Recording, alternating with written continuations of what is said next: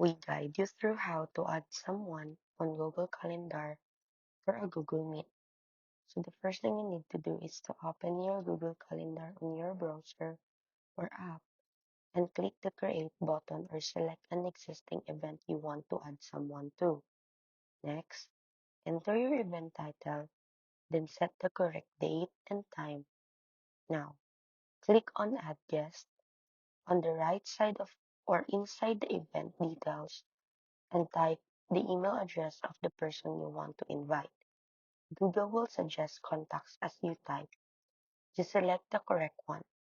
After that, scroll down and click on Add Google Meet Video Conferencing. If it's not automatically generated, an unique Google Meet link will be created for your event. You can also adjust permissions so guests can invite others or see guest lists if needed. Once everything is set, click Save and choose Send when Google asks if you want to send invitation emails to the guest.